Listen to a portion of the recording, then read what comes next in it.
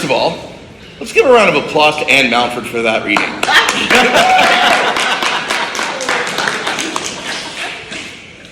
There's a lady at the Masonic Homes that I've come to grow very fond of alongside Carol Silva, who always likes to take that first reading and bless her. And she gets some doozies of names each week, but she goes through it. It's fun. And then, oh my goodness, it's supposed to be in Gathering Sunday. Way to go, lectionary. Way to make us doom and gloom and death and fear and casting into outer darkness and blah, blah, blah. This parable that Jesus teaches is one that many times is used for that sense of God's going to throw you out if you don't, take a risk on what you have. There's also the understanding that this is a parable pointing out the wrongs of greedy masters or lords or whatever, saying, I don't want just my money back, I want more. And if you don't give me more, I'm going to cast you out.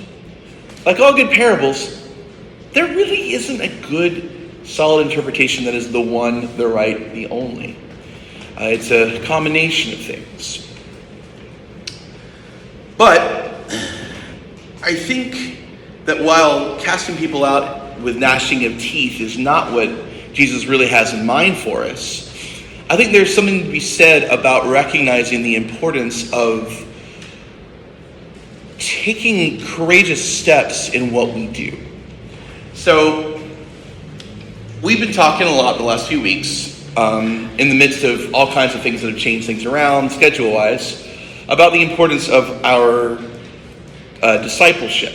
Discipleship is how we have our lived experience of God, how that comes alive in our relationships, and how St. Anne's helps make that happen. And then we talk about calling, which is what makes us come alive and then go do it. The thing that gives us enough energy and strength that even when we're burnt out, even when we're frustrated, we have that inner reserve of grace that God gives, and we're able to give that out into the world.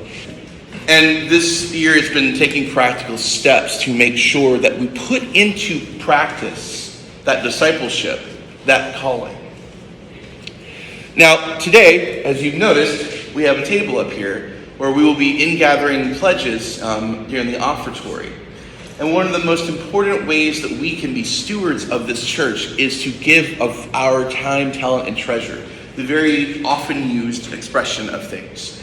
And our treasure is absolutely necessary because we are facing the biggest challenge we face, of course, is the budget, which puts us in the majority of congregations writ large across the board in the entire country, but certainly especially this diocese, which is encouraging, strangely enough, because that lets us know that is not necessarily reflective on us. That's reflective on the realities of the world around us.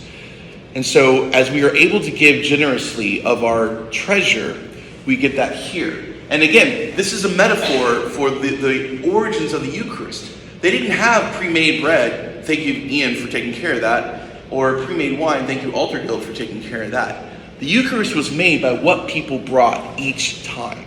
So there was literally, the offering was money, food, wine, drinks, gifts for those who needed it.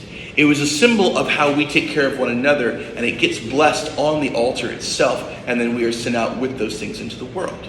Now that is good stewardship. Our time. I talked a little bit last week about one of the challenges we face in society is that we are way too busy all the time.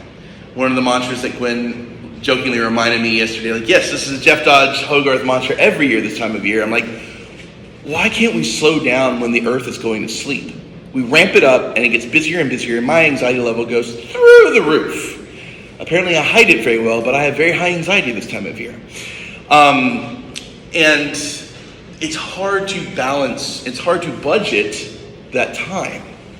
Well, one of the hopes that I have is that instead of church being the first thing that falls off the plate, that we allow church to be such a priority in our lives that it bumps off other things off our plate, because it's important enough to make sure that we dedicate ourselves to our spiritual community on a regular basis, faithfully, making sure that we are taking good care of this place. That doesn't mean the other things aren't important. Lord knows I love a day at the beach. Lord knows I have plenty of things to do with the TCIC, but this church will be a higher priority than those things. I have to remind my bandmates that sometimes, like, Sorry, but a grunge cover band is not going to be as important as my job or my wife. This is how it works. And that's okay. It's still important, but not as important. So time is something that we also have a very short amount of supply on. And our talents, the things that you're really good at, come easily to you, and you're able to make that work really well. I love the anecdotes of our beloved late matriarch Judy being very, very anxious about women's retreat because of the arts and crafts times. And I'm thinking, I'm not sure it merits that much angst and anxiety, but that's okay. But Laura, whose talent is effortlessly presented all around us, helps with that. Helped her with that. And helped other women who are afraid of that sort of thing at the women's retreat. And I think that's lovely. That's kind of how this works. So, time, talent, and treasure are the three main ways that we put into practice how we come alive in God. That's what I'm hoping for this year as we step into a very interesting year as we get a new bishop, as we step into a year where I will be going on sabbatical next summer for 3 months, and we step into a time where we continue to mull over how we reimagine how to do church together. Have you really had a chance to explore what makes you come alive? Or is that a conversation that should be continuing on a more regular basis?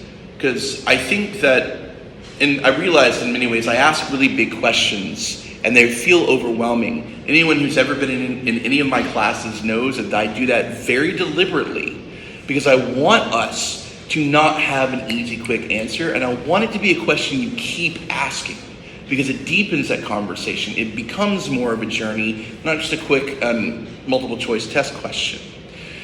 So my ask of everyone is, just as we are going to, and those of you who are on Zoom, wherever you may be in this journey of pledging for yourselves and your own journey, is the act of giving, the act of stewardship. It's not just the thinking about it, it's the acting in this.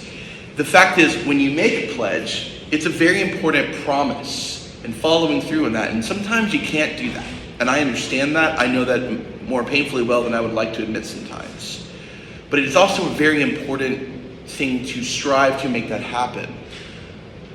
Also, when we commit to one another to do jobs in this church, when we commit to take on roles in this congregation, we need to make sure we follow through on that as well. When we make commitments to dive deeper in our relationship with God, it's hard to do that if we aren't together. Now, this isn't to guilt trip people to just come to church because you have to come to church. The Catholics and the Baptists have that locked down. God love them both. They're lovely churches. I want you to want to be here because you're finding God. Not the white bearded guy in the sky that's going to zap you with lightning bolts if you misbehave. The thing beyond that. The source of everything. The sense of ability to walk into the unknown. Rather than the fear of the greedy master. The sense of, even though I am afraid to step out, even if I lose, it's going to be okay. Even if it doesn't work, it's going to be okay. Because as George MacDonald said, doubt may be a poor encouragement for doing something, but it's a terrible reason for doing nothing. And if we can't find what makes us come alive, if we don't know where that comes from, that's what we want to be doing together to galvanize that experience. And if the way we do church doesn't work for making that happen, well, maybe we should rethink how we do church. We're in a weird time. As I experienced yesterday, trying to figure out how to get Zoom to work through the soundboard, to go through another computer, to send a slideshow and a Spotify playlist all at the same time, and of course it didn't quite work. And I was stressing out. It's hard. We're in a different world. I hate having to deal with technology, and I do it every time. But it's like continuing learning how to make that work. And it's not because technology is bad. I'm just not very good at learning it because my brain goes when I look at it. But even if my brain goes, still look, I still try, and I'm learning, and I'm doing different things, and we're making things possible that otherwise would not be possible. There are people that were able to be here on Zoom for Judaism Memorial yesterday that would not have been able to otherwise. That is the gift of these changes. We might need to find different ways of incorporating conversation, all age-friendly approaches to church, because let's face it, the way church has been done for thousands of years is not really child-friendly. It is not really adult-friendly. It has some good points to it, but it's not as engaging. Exactly. Where a child laughing and walking around is part of the experience rather than something that has to kind of be navigated. And that's what I want to see more in how we do church. When we get to the annual meeting, I'm going a little bit on a tangent here, bear with me. We're going to be talking about that instead of just doing the usual altar guild reports, treasurer's report. We'll do the treasurer's report because we need that. But instead of a bunch of reports, and the reason why I always bake them into the service is to make sure we have a captive audience so you all hear them, because they are sacred stories, I really want to dive more deeply into reimagining, even more radically, how church can be a place where we are able to find our discipleship, to find our calling, and to find better ways of cooperatively and collaboratively putting that into practice, so that we continue to build a new way of being beloved community that incorporates us into that. And it's not always comfortable. It's not always easy. I promise you I won't be preaching this long much more. But but today, as you bring your pledge statement up, if you haven't already, which looks like most people have, ask God to bring into your perspective, to inspire you to see where God is leading us with these pledges, with the stewardship, into a new church. And let's make it happen together, and let's make sure we're paying attention to areas we might not otherwise have paid attention to before. That way we see more, we do more, we accomplish more. So thank you for walking with me in exploring cultivating practice this year. And may God bless and keep you all in your faithfulness, your stewardship, your generosity, and your love. Amen.